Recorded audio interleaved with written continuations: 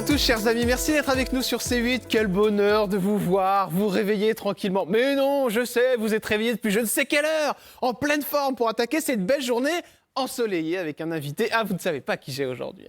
Je suis un petit cachotier. Moi, j'aime bien m'amuser avec vous. Monsieur Omar Harfouch est avec nous. Bonjour, je vous serre la main, je suis ravi de vous voir. Moi aussi. Parce que je vous ai vu dans quelques interviews, et puis surtout je vous ai suivi à l'époque notamment de cette émission de télé qui s'appelait « Je suis une célébrité, sortez-moi de là », et vous m'avez fait bien rire. Et vous n'avez pas justement votre langue dans la poche, donc ça me fait très plaisir de vous recevoir. On va parler avec vous de votre actualité, parce que vous venez de sortir une nouvelle couverture d'entrevue. On va en parler. Vous venez de reprendre Entrevue, et ça fait un tabac partout, parce que vous avez quelque chose, ça on ne peut pas vous le reprocher, c'est que vous avez le coup de la communication, Omar. Donc merci d'être là. On va parler avec vous de toute votre vie et on va commencer dans un premier temps par parler actualité avec quelque chose qui vous tient à cœur, c'est le concerto. Voilà. Et ça c'est venu tout petit en fait, si je ne me trompe pas, le piano. C'est un concerto pour la paix, on en a besoin en ce moment et moi je suis pianiste depuis tout petit et en réalité mon vrai métier c'est pianiste-compositeur. Et dans la vie, j'ai été obligé à faire autre chose, comme la majorité des musiciens. Vous êtes devenu un homme d'affaires, voilà. Un businessman. Par accident, ce n'était pas voulu, mais les circonstances ont fait que j'ai fait des affaires en Ukraine. Et j'ai fait fortune aussi très jeune, mais je n'ai pas laissé tomber le piano. Et je continue à composer, à jouer. Avant, je faisais des concerts d'une manière discrète, disons, de temps en temps. Et puis, depuis ma nouvelle composition pour l'Orchestre Philharmonique, ça a pris de l'ampleur, puisque la ville de Béziers m'a invité à jouer avec l'Orchestre Philharmonique Méditerranée sous la direction de Mathieu Bonin, qui est un très très bon et grand chef d'orchestre. Et puis ça a commencé comme ça, et puis petit à petit, ça a commencé à prendre de l'ampleur. Et pendant les répétitions, il y a eu des journalistes qui sont venus nous voir, de la région. C'est comme ça que ça a pris. Voilà, et ils ont contacté leur rédaction à Paris et tout ça, et ça a pris de l'ampleur. C'est ça qui est intéressant avec vous, et la raison pour laquelle je suis content de vous recevoir, Omar Harfouch, c'est que vous touchez à tout et ça fonctionne partout. Donc il va falloir que vous me donniez votre secret. On adore la fortune. Il faut qu'on sache comment ça a fonctionné. Est-ce qu'il y a des jets privés, tout ça. Vous allez le savoir, chers amis, dans cette émission. Mais juste avant de parler de toutes ces choses qui, vous savez, j'adore tout ça. Et vous aussi. Regardons-nous un petit bijou. C'est le concerto que vous avez donné à Béziers. À Béziers. C'est bien ça. Ouais. C'est magnifique. Regardez, chers amis, on regarde et puis on vient 2 petites minutes juste après. Regardez.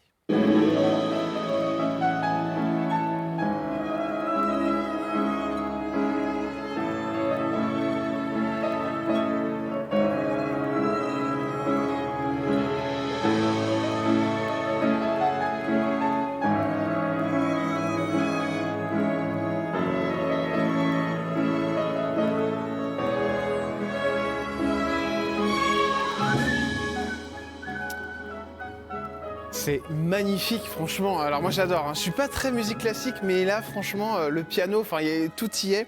Et c'est vrai qu'on se fait totalement envoûter. Vous allez en refaire d'ailleurs. Il y en a un pour l'ONU et un pour le Vatican, c'est bien ça ? Oui, en fait c'est une tournée qui a commencé à la Commission européenne. C'est, disons, l'endroit là où toutes les décisions politiques de l'Europe se font. Et il n'y a eu jamais de concert de musique là-bas. C'était vraiment la première fois.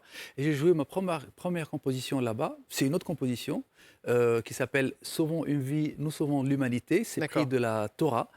Et c'était un succès tout de suite. Et à partir de ce concert-là, j'ai eu plein de propositions, puisqu'il y avait plein d'ambassadeurs pendant le premier concert. Et donc, j'ai entamé une tournée qui m'a emmené un peu partout. Là, j'étais à Béziers, j'irai au Vatican.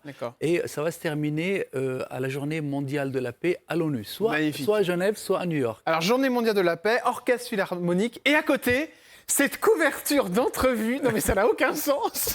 C'est ça qui me fait trop rire avec vous, c'est que vraiment vous interdisez rien et c'est très drôle avec Monsieur Cyril Hanouna, que vous avez vu, si vous êtes parisien, partout sur les bus et même ailleurs en France, parce que vous avez fait un énorme coup de com'. Vous avez repris avec Cyril et notamment aussi avec Anne Hidalgo. Vous avez dénoncé notamment ce qui s'était passé avec son voyage, c'est ça, si à Tahiti, oui. À Tahiti. Moi, j'ai trouvé ça drôle, mais bon.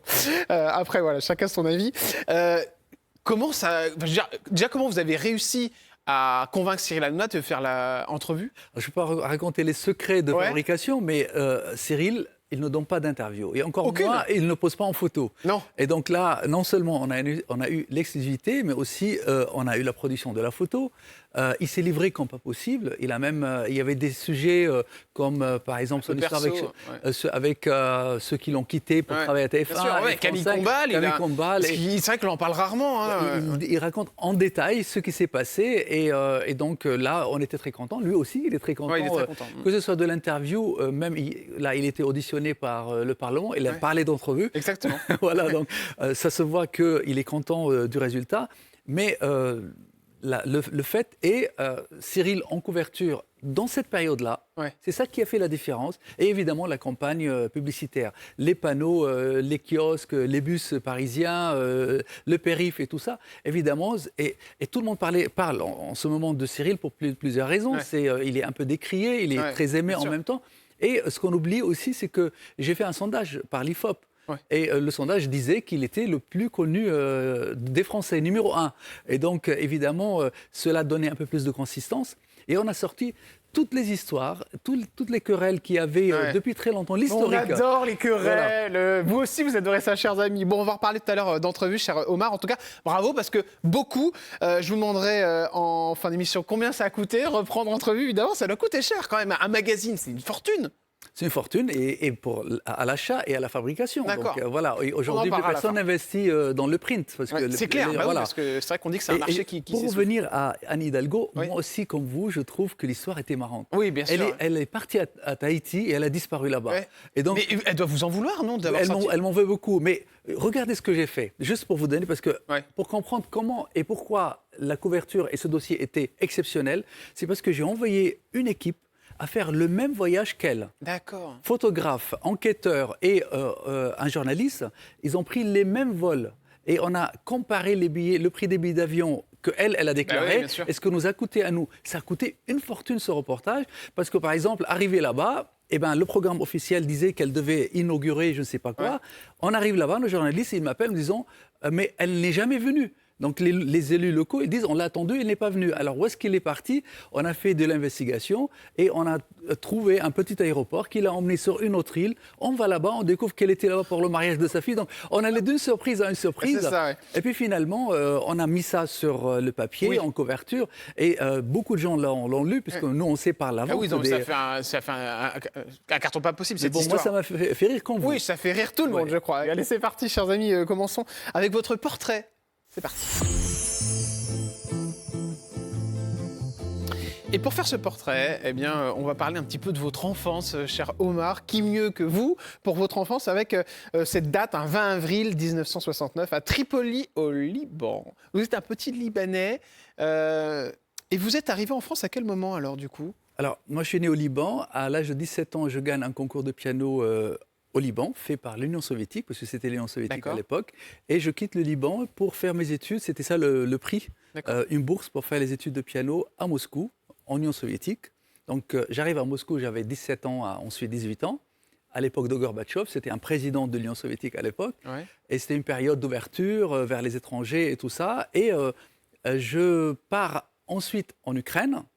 Et j'arrive à Kiev le jour quand l'Ukraine devient indépendante, donc je ne peux plus revenir chez moi à Moscou. D'accord, ok. Et parce qu'il y a, l'Union soviétique n'existait plus, et je me fais une nouvelle vie à Kiev, d'où mon groupe de presse et la première radio FM que j'ai créée là-bas. Donc en fait, c'est là qu'a commencé votre fortune, entre guillemets. Voilà. Et pourquoi la France? C'est parce que moi, j'ai fait 2 études en Union soviétique. D'ailleurs, j'en parle rarement, parce que j'ai fait des études de musique et j'étais à l'Académie diplomatique soviétique. D'accord. Et dans le cadre de mes activités à l'Académie diplomatique, j'étais à Paris. En visite à Paris. Okay. Et j'étais reçu à l'ambassade de Canada.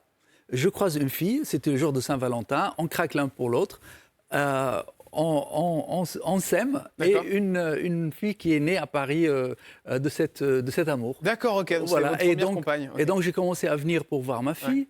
Et puis voilà, c'est comme ça en fait. C'est comme ça que c'est né. Une nouvelle vie en France. Papa, maman, est-ce qu'ils étaient modestes ou c'était des gens Maman directrice d'école et papa enseignant et écrivain aussi. Mais bon, je peux pas dire qu'on était pauvres, mais on n'était pas vraiment. Ils ont bien vécu votre ascension comme ça? Parce que des fois, ça peut être dur pour un parent de voir un fils qui les dépasse entre guillemets. Il n'y a pas eu ça, parce que déjà au Liban, j'étais concertiste et j'étais le pianiste de palais présidentiel de l'époque. Je faisais des concerts, ils venaient à mes concerts, donc à partir de 15-16 ans, ils avaient déjà l'habitude. J'avais une radio FM à Tripoli. C'était une radio que tous les Tripolitains, c'est ma ville natale, Tripoli, écoutaient. Donc j'étais déjà un garçon pas très habituel et j'étais indépendant à partir de l'âge de 15 ans. On va regarder ce que les téléspectateurs recherchent sur vous quand on tape sur les moteurs de recherche. Vous savez, Google, Yahoo, tout ça. Est-ce que vous êtes déjà... Oui, vous avez déjà fait ça? Moi, je l'ai fait. Fortune, ça sort toujours en premier. Ah, Fortune en premier. Donc, vous inquiétez pas, chers amis, on va en parler. Je ne vais pas le lâcher. Pour la fin. Omar Harfouch, piano, c'est bien. Ça veut dire que quand même, votre première discipline intéresse les gens. Omar Harfouch, épouse, entrevue, donc le nouveau magazine que vous venez de reprendre. La taille, le yacht... On adore Wife, donc votre femme. Concert, Instagram. Alors, vous avez zappé Elena. Elena aussi, oui. Parce qu'à l'époque, j'étais avec Elena qui est ukrainienne et qui était très, très aimée. Partout là où on allait, tout le monde la photographiait, tout le monde l'adorait. Et mon épouse actuelle, on est ensemble depuis 15 ans, est un top modèle. Elle a défilé pour tous les grands. Elle était mannequin attitré d'Hermès, ensuite de Louis Vuitton. Elle a fait tous les grandes marques. On en parlera dans un instant, cher Omar. Juste avant, on va s'arrêter sur une photo assez drôle, parce qu'il y a Omar Harfouch taille. Et en fait, quelle taille vous faites? Parce que ça fascine les gens, apparemment. Je ne sais pas, je suis small, je crois. Small, mais vous savez pas votre taille? Je sais combien je pèse. Je pèse vous savez pas 60 kilos. Vous savez pas votre taille? Non. Mais c'est drôle. Je sais pas. Les boutiques là où j'y vais d'habitude, ils connaissent ma taille. D'accord, ok. Voilà, mais c'est marrant ça. Pas. Alors cette photo-là est intéressante parce que on va revenir un petit peu sur vous.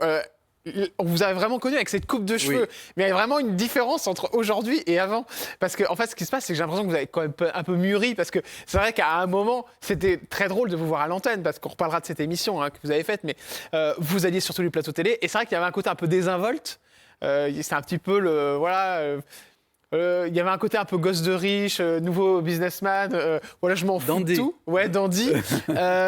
Cette coupe de cheveux là, c'était vos vrais cheveux? J'ai l'impression que c'était une perruque, tellement ils étaient brillants.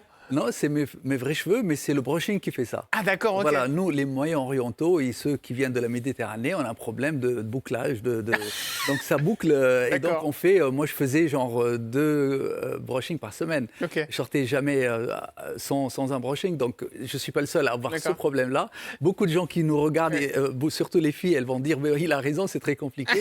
Et donc ça fait parfois des effets un peu bizarres. Du jour au lendemain, vous avez... En fait, moi, je supportais plus la notoriété. Ah, c'est pour ça que vous avez... Et les gens me reconnaissaient de très loin et tout ça, et je me suis coupé les cheveux et j'étais tranquille. Ah, c'est pour ça que vous êtes coupé les cheveux. Vous voyez, c'est une question à la con, mais elle est intéressante. Voilà, c'est exactement ça. Et du jour au lendemain, vous avez fait... il y a eu un élément perturbateur? J'ai fait une émission sur France 2 pour dire que je ne fais plus la télévision. Et je suis allé avec ma nouvelle coupe de cheveux et j'ai dit voilà, j'arrête. Et oui, c'était en fait ma fille aînée qui m'a demandé d'arrêter. D'accord, elle en a souffert? Elle était adolescente et voilà, je ne sais pas si elle a souffert, mais elle me l'a demandé, donc je l'ai fait. Et ma femme, que j'avais rencontrée, c'était récent notre rencontre, je ne voulais pas que mon image puisse lui faire des difficultés dans sa carrière en tant que mannequin. Parce qu'à l'époque, les mannequins, elles devaient vraiment être très lisses. C'est-à-dire pas connu, pas célèbre, pas star et tout ça pour vraiment faire tous les podiums. Alors, Omar, est-ce que vous avez des soucis de santé, vous? Non, jamais. Jamais? Non. Tout c'est toujours très... Vous avez toujours été très fin? Ouais, je mange toujours à la même heure. Vous faites... Je pense que vous avez des espèces de trucs très particuliers, vous. Oui. Qu'est-ce que vous faites de bizarre pour beaucoup. Qu'est-ce que vous faites? Non, je me lève à 4h30 du matin. Oh là là, d'accord. Voilà, et je mange à 9h30 normalement, genre une viande ou un truc comme ça, désolé pour les véganes. À 9h? Au 9h30 et au plus tard. De la viande à 9h? Oui. D'accord. Et je dîne à 17h. Ah, vous ne mangez pas entre les deux? D'accord. Non, je ne mange rien entre les deux, même pas un jus, rien. Mais c'est pourquoi? C'est pour garder... C'est pour que c'est depuis très longtemps parce que j'ai faim. Je mange à 9h30 parce que j'ai faim. D'accord. Comme je travaille très très tôt, par exemple... Quand je me lève tôt, je fais des gammes pendant 1 heure. D'accord. J'ai un piano silencieux et donc c'est physique. Bah oui, parce qu'ils doivent être contents en haut. Non, mais je suis seul dans l'hôtel particulier avec ma femme et ma fille, mais pour ne pas les déranger, j'ai un piano silencieux, c'est-à-dire on a un casque. Question que je vais vous poser, j'ai déjà la réponse, mais elle m'intéresse quand même, c'est le racisme. Je crois que vous en avez pris plein la tête, vous, là-dessus. Oui, j'ai été... En télé notamment, on en parlera tout à l'heure. Oui. Et ce que j'aimerais savoir, c'est hors télé. Oui. Je peux même vous faire une petite confidence. Moi, je n'ai jamais voulu être connu ou être célèbre. Je voulais juste qu'on arrête de dire le petit Libanais, on ne sait pas d'où il vient, et que voilà, avoir des a priori que parce que je suis né au Liban, parce que je viens d'un pays étranger, et surtout le Liban. Et donc ça, j'en ai souffert. Et évidemment, la notoriété a fait qu'on dit Omar Harfouch et on ne pose plus la question. En fait, l'origine ne pose plus cette question-là. Mais cela n'empêche pas que j'ai eu quand même parfois des clashs, même à la télévision, parce que je ne suis pas français. Et donc, j'ai riposté en me déposant plainte très souvent, et j'ai gagné d'ailleurs contre un célèbre animateur. On en parlera tout à l'heure, il a été condamné, mais je regrette. On vous dira qui c'est, chers amis. Aujourd'hui, je regrette de l'avoir fait. Aujourd'hui, je ne riposterai pas. Je me suis accommodé de racisme habituel. Je trouve que c'est intéressant ce que vous dites là. Je me suis accommodé du racisme habituel. Voilà, je me suis accommodé. Je trouve que ça suscite de la curiosité chez les gens, qu'ils ont envie de manger un falafel après avoir discuté avec moi. Vous allez voir, vous allez manger un falafel après l'émission. Non, mais c'est intéressant ce que vous dites. Vous dites que le racisme ordinaire, vous y êtes habitué. En fait, je crois qu'on fait de ça un vrai problème, alors que même moi, quand j'entends quelqu'un qui a un accent, j'ai envie de lui demander d'où vient son accent. Bien sûr, Donc c'est plutôt une curiosité culturelle qu'une détestation de l'autre. Et l'antisémitisme ? Je considère que l'antisémitisme est beaucoup plus grave que le racisme, parce que ça mène à des massacres et à des choix et des choses comme ça. Vous l'avez vécu en France, vous ? Le quoi ? L'antisémitisme ?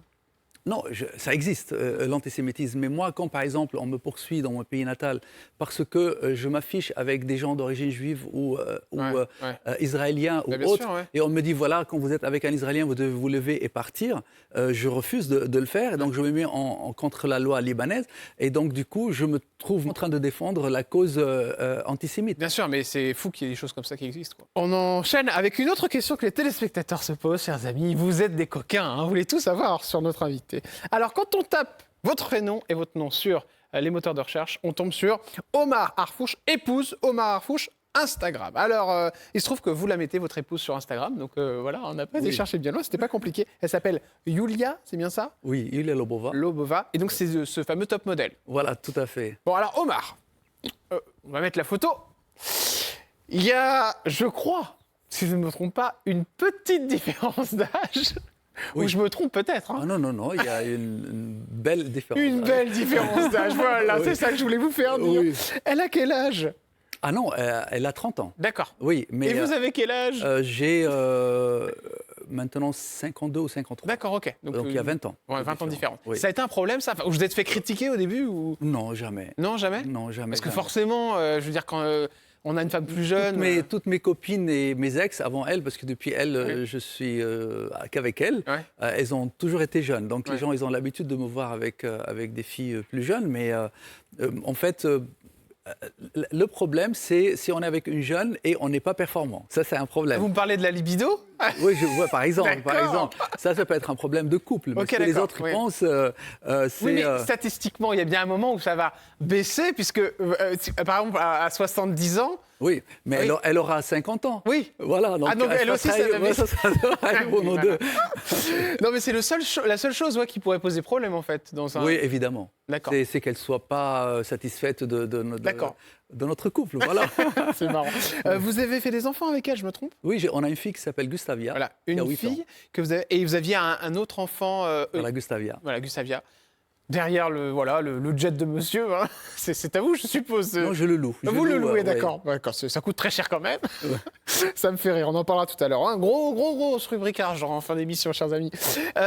Concernant cette vie-là, pardon, mais est-ce que c'est compliqué parce que de se dire, voilà, elle est avec moi, et qu'elle le prenne pas mal, si elle regarde cette émission, votre compagne, mais elle n'est pas avec moi pour l'argent. Parce que forcément, quand on est quelqu'un de riche, est-ce qu'il y a des techniques pour déceler si la personne est avec vous pour l'argent ou pas ? Oui, alors déjà, mannequin de son niveau, elle n'est pas pauvre. Oui. Elle est propriétaire d'un appartement sur la Côte d'Azur en France. Oui, bien sûr, c'est pas la même... Non, mais je veux dire, déjà, elle avait une vie pleine. D'accord, pleine.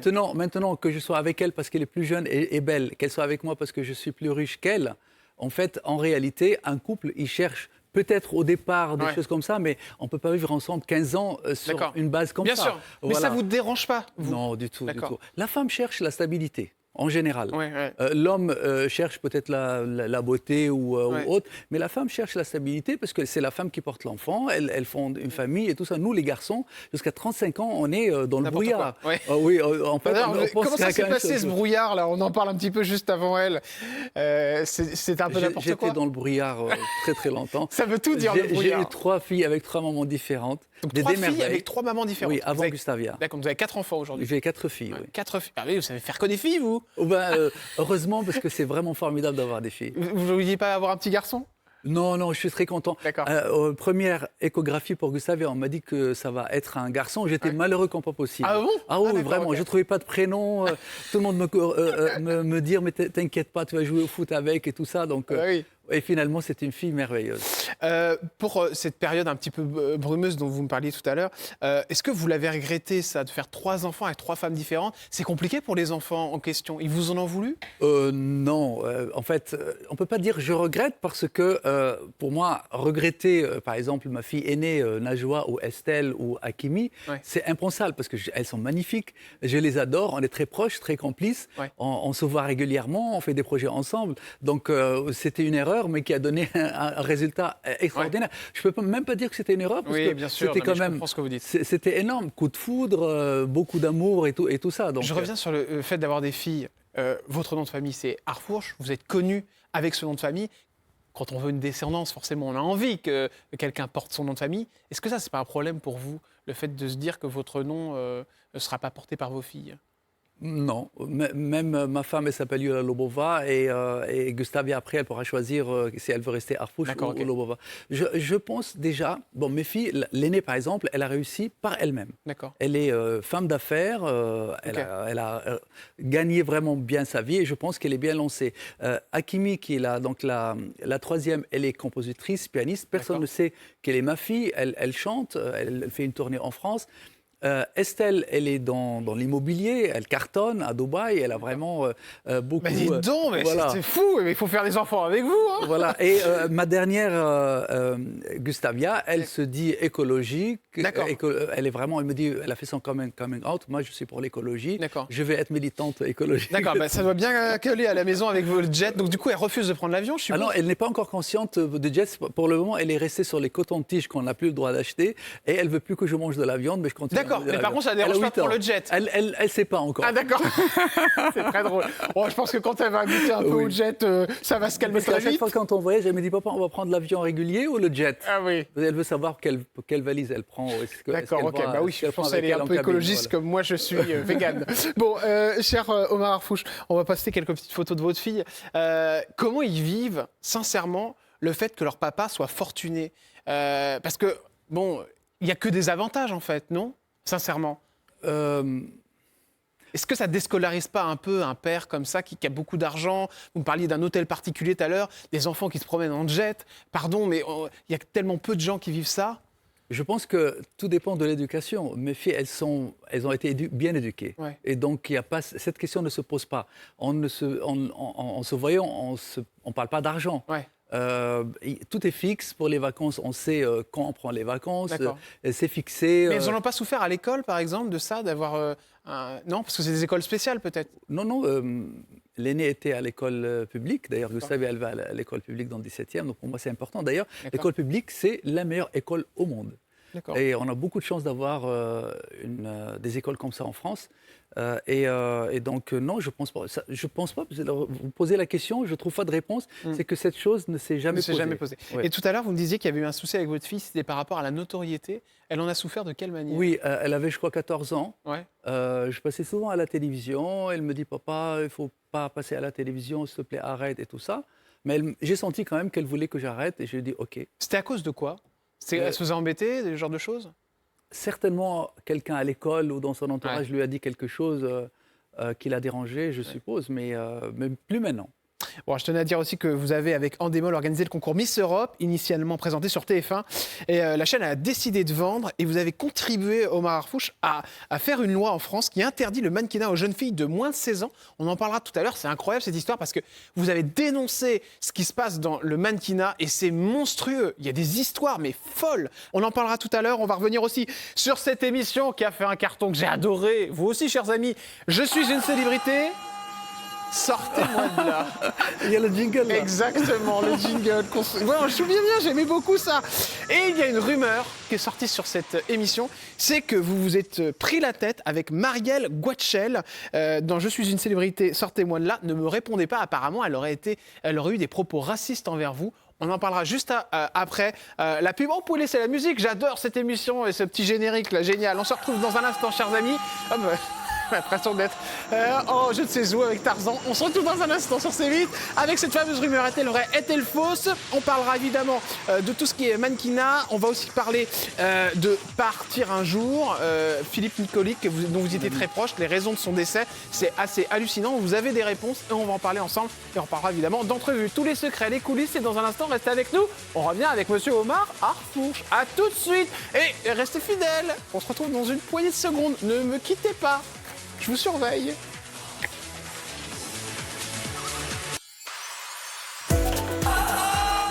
Bonjour, vous êtes sur C8 si vous venez de nous rejoindre. Non, ce n'est pas Tarzan qui débarque dans 5 minutes, c'est monsieur Omar Harfouch qui est avec nous. Et ce générique, c'est celui de Je suis une célébrité. Sortez-moi de là. Mais oui, vous étiez dans cette émission et moi j'ai adoré, avec une coupe de cheveux totalement différente, hein, les cheveux longs, je me souvian. Je crois même qu'on a une petite photo, on va vous la montrer dans un instant. Je suis une célébrité, sortez-moi de là. C'est vrai que comment vous êtes arrivé d'ailleurs, Omar Harfouch, dans cette émission? Parce que c'est un peu, vous êtes donc le millionnaire qui débarque dans la jungle. C'est assez drôle d'ailleurs ce truc. Moi j'ai pas cru quoi. Oui, vous étiez voilà, un peu plus jeune. Ouais, j'aime pas du tout me voir. On enlève la photo. Non, vous pouvez la garder. Voilà. Et moi, quand on m'a appelé pour me dire est-ce que vous voulez participer et tout ça, ouais. je pensais que c'était une blague ou un gag. Jusqu'au même départ dans l'avion, je ne croyais pas vraiment trop. J'ai évidemment sauté au plafond quand on me l'a annoncé. J'ai appelé mon frère, j'ai dit je ne sais pas, c'est peut-être le jour le plus beau de ma vie. Ah, d'accord. Et j'adorais déjà les émissions d'aventure comme Koh-Lanta. Ouais. Je regarde, j'ai pas raté une saison de Koh-Lanta. D'accord, ok, donc vous aimiez ça. 25 saisons, je regarde. Et j'ai adoré. Vraiment, j'ai kiffé. Jusqu'à aujourd'hui, cette émission m'a marqué, parce que j'ai changé de style de vie aussi, d'ailleurs, après l'émission. Ah oui? Qu'est-ce qui a changé? J'ai commencé à faire les courses moi-même, à faire à manger moi-même. D'ailleurs, je suis devenu bon cuisinier. Vous faisiez pas ça avant? Non, j'avais une cuisinière. Je faisais rien. Et depuis, parce que là-bas, on avait tellement faim que j'ai repassé dans ma tête les images de tous les plats que j'ai pas finis et tout ça. Et la seule chose qui m'a gâché mon aventure, c'était, vous l'avez dit... oui, on parlait d'une rumeur tout à l'heure concernant Marielle Guachel, donc qui faisait une championne de ski, dont on va vous montrer la photo dans un instant. Et apparemment, elle vous aurait attaqué concernant votre... Elle disait E-N-C-U-L-E accent de salle arabe, en permanence. Non, mais elle ne disait pas ça quand même. Ça a été confirmé aux Parisiens par Charles-Philippe d'Orléans. Et le but, je crois, était que moi je réagisse et que je deviens l'arabe qui agresse une bonne Française. Ils ne l'ont jamais passé. En fait, c'est... J'ai 2 minutes pour vous remettre dans le contexte. Alors là, je suis halluciné. Et tout ce que je vais vous dire, vous pouvez vérifier. Tout ça, ça a été écrit. C'est Jean-Marc Morandini qui a sorti à l'époque cette histoire-là. Et ensuite, ça a été repris par les médias français. Et... le Parisien avait enquêté, ils ont quand même constaté que c'était vrai. Alors ça a commencé déjà en arrivant au Brésil.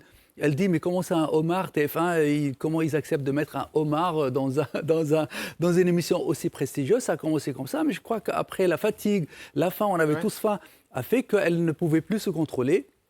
Et donc, au lieu que moi, je l'agresse, j'ai fait la grève de la faim pendant l'émission. Pendant 3 jours, j'ai arrêté de m'alimenter et j'ai perdu 8 kilos.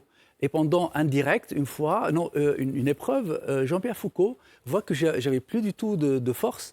Il m'a dit, mais qu'est-ce qui se passe? Je lui ai dit, voilà, je fais la grève de la faim. Mais je pensais que la production était au courant et que tout le monde était au courant.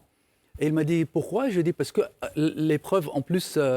après, ils ont fait une épreuve, Forel et moi. Et j'ai dit, parce qu'elle n'arrête pas de me dire ça. Il m'a dit, comment ça? Je vais me renseigner. Et ensuite, donc, on m'invite avec elle à une épreuve. Et avant l'épreuve, Jean-Pierre Foucault, il me dit, Omar, je vais essayer de vous rapprocher, on va voir si vous allez vous réconcilier. Et tu vas voir, je ne laisserai pas passer comme ça. Et on n'avait pas de contact avec la production. C'était une émission en direct. Par exemple, Koh-Lanta, on filme, mais après on fait un montage. Là-bas, nous, tous les soirs, on était en direct à la télévision. Et à un moment donné, une fois, pendant une pub, Jean-Pierre Foucault, il dit, Omar, après la pub, ça va être pour vous. et je vais vous lancer sur les agressions racistes de Marielle Gottschel. Et là, il me lance en direct à la télévision sur TF1. Et elle dit mais non, je l'appelais, je ne sais pas quoi. Elle a essayé d'éteindre ça. Et donc, mais tout ça était vrai. Et elle m'a gâché mon aventure. Mais quand même, je suis resté 3 jours sans m'alimenter parce que je me suis dit c'est la meilleure réponse. Et vous ne lui avez jamais répondu? Qu'est-ce que vous voulez que je lui dise? Elle considère que je n'avais pas ma place dans cette émission, que c'est une émission que pour les Français. Et peut-être qu'elle a raison, je ne sais pas. Moi, je suis quand même elle n'a pas du tout raison. Mais donc, elle a été condamnée? Non, je ne l'ai pas poursuivi à la demande de Richard Virenque. Il m'a dit, Omar, j'ai gagné. Avec qui était sur l'émission. On a une photo d'ailleurs du groupe, on va vous la montrer, chers amis, du groupe, voilà, ils sont tous là. Donc on voit notamment Richard Virenque, Philippe Nicolic, donc ancien du fameux boys band, Loana, Indra, Delphine de Turckheim, Agnès Soral, notamment dans les grands noms. Benjamin, qui faisait une émission aussi sur TF1, Bove. Richard Virenque vous a demandé de parce qu'en fait, quand il a gagné, il a appris, parce qu'il a été appelé par la presse parisienne, et il a appris qu'il y avait cette polémique-là. Et il me dit, Omar, si vraiment... Parce que j'avais dit que je vais la poursuivre en justice. Si tu la poursuis en justice, ça va bousiller ma victoire et on ne va plus parler. Et comme il était hyper sympa, vous savez qu'on était quand même comme des otages là-bas. Bien sûr. Et donc il était hyper sympa. On est d'ailleurs amis encore aujourd'hui. Et donc j'ai dit à mes avocats, je les ai appelés de Brésil pour dire vous commencez une procédure. Mais est-ce que vous l'avez revu alors, Marianne? Oui, dans des émissions. On était une fois sur France 2 ou autre, donc on ne se parlait pas évidemment. Et elle, dès qu'elle me voyait, elle avait peur. Parce que cette histoire-là, évidemment, lui a fait du tort. Vous lui diriez quoi, là, si vous pouviez lui passer un message après tant d'années, ce qu'elle vous a dit? Moi, là-bas, dans l'émission, je lui dis que je lui pardonnais, parce que c'est ça les valeurs que j'ai apprises au Collège de Frères au Liban. J'ai appris tous les jours qu'il faut pardonner aux autres. Franchement, mais voilà. Donc, OK, alors ce n'est pas la seule personnalité avec qui... juste une autre question, vous me disiez, on était comme des otages. Oui, alors, on était comme des otages parce que, je vous donne quelques exemples. Pendant et le post, parce qu'il y a un post-traumatique après une émission comme ça. Donc là-bas, déjà, tous les matins, on nous envoyait des bananes par un panier, un poli de loin. Et on a fini par entendre le bruit de pick-up, de la petite voiture qui venait de je ne sais pas où. Donc, dès qu'on entendait le bruit, on se réveillait, on courait comme des animaux vers l'endroit là où le panier devait descendre, et on attendait pour sauter sur les bananes du bon matin. Donc il y en avait un comportement un peu animal, on était comme des otages, coupés du monde, du reste du monde. Ça c'est un. 2, un mois après l'émission, on a commencé à s'appeler, et j'ai senti que la majorité avait un sentiment, un besoin qu'on se retrouve dans un lieu naturel. Je les ai invités chez moi à Saint-Jean-Cap-Ferrat. J'ai dit, venez, on va faire un feu de camp et on va dormir à la Belle Étoile. Et moi, d'ailleurs, pendant les premières 3 nuits, je n'arrivais pas à dormir dans une chambre fermée. Il fallait que tout reste... Donc il y a eu comme un traumatisme après l'émission? Il y avait ça. Donc je crois que c'est un effet de post-traumatique. Mais c'est un peu, ça ressemble à ça. Nous, on n'est pas resté très longtemps. Mais ceux qui restent un an ou 2 ans... Mais on peut comprendre que ça peut être traumatisant. On enchaîne avec une personnalité qu'on connaît tous et toutes et qui d'ailleurs aujourd'hui est dans la panade par rapport à des histoires... je ne sais même plus trop quoi dire parce qu'il y a tellement tout qui est sorti sur Coé avec la présomption d'innocence, évidemment, qu'on rappelle. Mais bon, voilà, c'est des histoires d'agression sexuelle, si je ne me trompe pas. En ce qui me concerne, elle a été condamnée 2 fois. Alors vous l'avez fait condamner, Coé. Qu'est-ce qui se passe? Vous faites une émission de radio avec lui, c'est Coé? Il s'est mis en colère suite à une réflexion en fait, ils ont fait une blague que moi j'ai considérée raciste. C'était par rapport à un kebab, c'est ça? Non, le kebab, il l'a lancé à moi. Alors, si j'ai 1 minute et demie... Bien sûr, allez-y. Voilà, donc c'était l'époque de Star Academy. Il y avait Emma qui était chanteuse... Emma Demas, bien sûr. Emma Demas, elle vient pour faire une présentation. Et il y avait Cavana et nous, les sortants de... je suis une célébrité sortant de là. L'émission durait 3-4 heures sur Fun Radio. Et donc, à un moment donné, elle chante. Et Coé lui dit, est-ce que tu as ramené ton chien avec toi? Et elle dit non. Et il rigole en disant, ah, mais il aurait aboyé sur Cavana comme il a fait sur Omar Sy.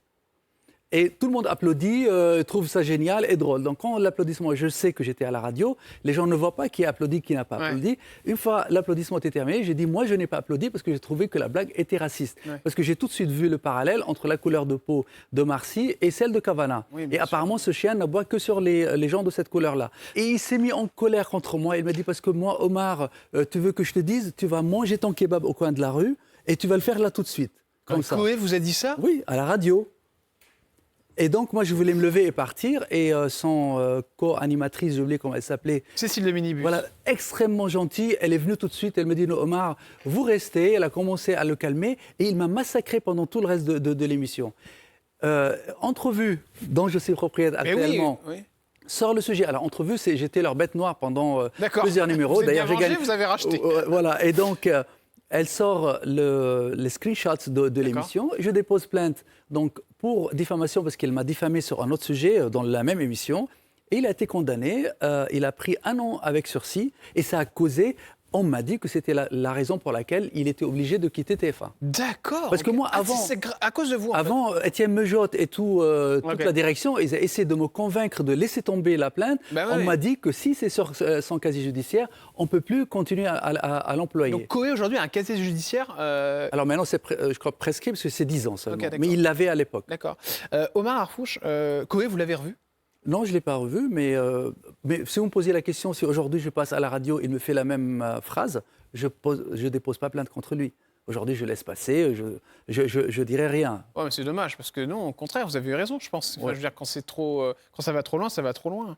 On va partir sur un autre sujet, cher Omar, c'est une musique qu'on connaît tous et toutes. Écoutez, chers amis, ça vous rappelle des souvenirs. Partir un jour, ah oui. Sans retour, effacer notre amour, sans se retourner. Les To Be Tree, Oui. Exactement.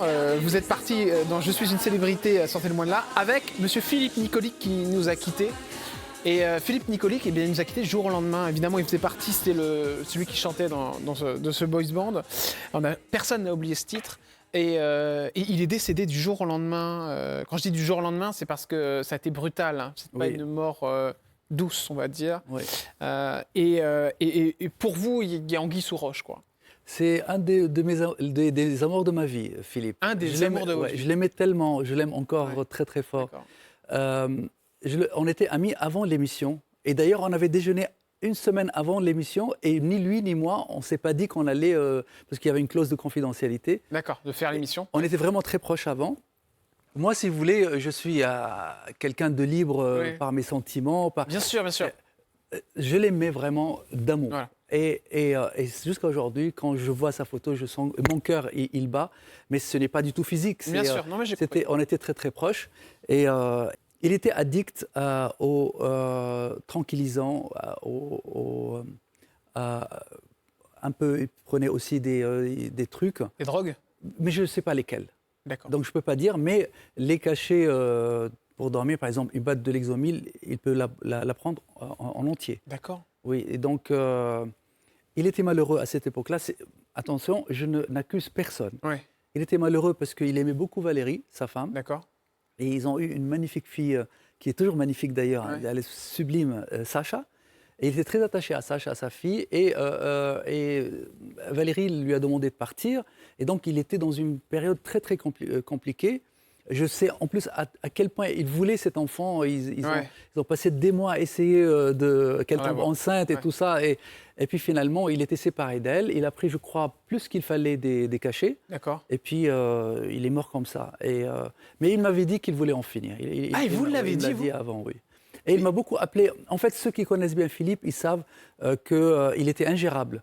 Et donc moi, ce que je regrette, c'est que je n'ai pas pris au sérieux, en fait, ces cris d'alarme. Mais ingérable par rapport à quoi, Omar Harfouch ? C'est-à-dire son comportement, c'est-à-dire il déborde de sentiments, il veut tout le temps faire des choses, il est très physique, il vous prend comme ça dans ses bras pendant genre 10 minutes au lieu de 10 secondes. Très, très spécial. Il avait beaucoup d'ambition. Beaucoup de gens pensaient qu'il pouvait être un grand acteur comme Alain Delon ou autre. Et donc, il avait cette frustration-là.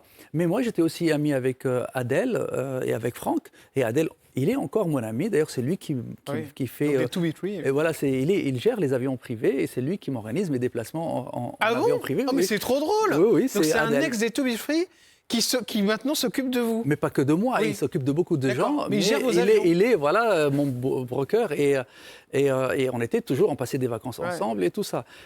Philippe, c'est une perte colossale, pas seulement pour Valérie, je crois qu'elle est toujours amoureuse de lui, et de Sacha, sa fille, mais aussi pour Adèle, pour Franck, pour moi. Il avait appelé d'autres personnes en disant qu'il voulait en finir avec la vie, Philippe ? En fait, moi, beaucoup de gens proches de lui m'ont appelé pour savoir si j'ai été appelé aussi moi, et j'ai dit oui, mais lui, il a appelé Adèle aussi. En fait, pas que moi, Adèle. Il était très proche d'Adèle aussi. D'accord. Mais c'était pour moi le choc total. Et Bien sûr. j'étais pas en France quand il était mort. Et voilà. Autre personnalité, c'est un homme avec qui vous avez eu des échauffourées, on peut le dire, sur un plateau de télévision. Et alors, on va prendre de ses nouvelles. Vous dit quelque chose? Faudel, Il va bien? il ressemble plus à ça. Pourquoi? Il a pris beaucoup de kilos. Oh, ça, c'est pas grave. Ah non, c'est pas grave. On a droit de... Mais il a toujours une magnifique voix. Ouais. C'était avec Delarue, c'est ça, Jean-Luc Ouais. Delarue? Je regrette ça. Vous regrettez ce qui Ouais. s'est passé? On peut expliquer à nos téléspectateurs ce Ouais. qui s'est passé au Omar Harfouch? On s'est clashé sur le plateau sur des conneries. Il était à l'époque soutien de Sarkozy. Il y avait Exactement, beaucoup d'histoires contre ça. Et il n'arrivait pas à assumer. Et moi, je lui ai dit, pourquoi tu n'assumes pas? Tu as fait ton choix. Et c'était en période électorale. Il a très mal pris. Je crois qu'il vivait mal ce qu'on lui reprochait. Et il pensait que... Parce qu'avant l'émission, on était très bien ensemble. Et une fois sur le plateau, il a vu que en fait, je l'ai trahi. Et c'est vrai. Il a raison. Et Vous l'avez trahi? je crois que oui.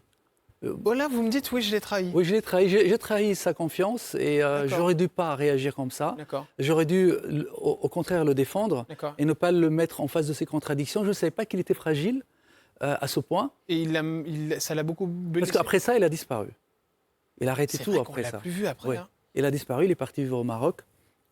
Je crois que Alors c'était aujourd'hui, la... il tourne, hein, il fait pas mal de choses, mais C'est- c'est vrai ça- qu'en France... C'est la goutte qui a fait déborder le verre. Mais Dites donc, je regrette parce que... vous rigolez pas, hein?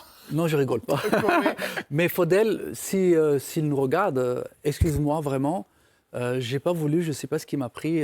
Voilà, c'était une erreur et je le reconnais et pardon encore. Écoutez, on ne peut pas vous reprocher de ne pas être honnête, hein, et puis vous avez raison, parce que quand on a fait des fois, quand on estime qu'on a fait des conneries, mais il faut le dire. Et quand on fait des conneries aussi, c'est ce que je vais faire maintenant. Je vais faire des conneries parce que les questions cash arrivent. C'est parti, les questions cash. Allez, on commence avec cette question. Quand on s'appelle Omar Harfouch, on gagne combien par mois? Alors moi j'ai des salaires fixes, D'accord. mais ce que j'ai déjà gagné avant, en fait j'ai ma fortune, mais j'ai un salaire en France de 10 000 euros. Donc vous gagnez 10 000 euros par mois. Ouais, ça c'est quoi qu'il arrive. D'accord. C'est ma société qui me. C'est me votre donne 10 000 fixe. euros. Voilà mon fixe. D'accord. Et ça peut monter à combien au maximum? J'ai des dividendes, D'accord. j'ai des primes, D'accord. et donc ça peut monter. Bon, ma société se porte très bien. D'accord. Et donc, en fait, c'est moi qui décide combien de primes et de dividendes je veux. Mais ça peut monter à 100 000 euros par mois? En toute honnêteté.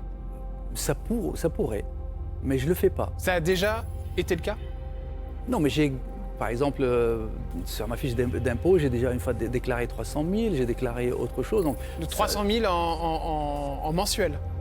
non, c'est des primes, donc c'est pas en mensuel. En D'accord. salaire fixe, c'est 10 000. D'accord, ok, Voilà. ok, très bien.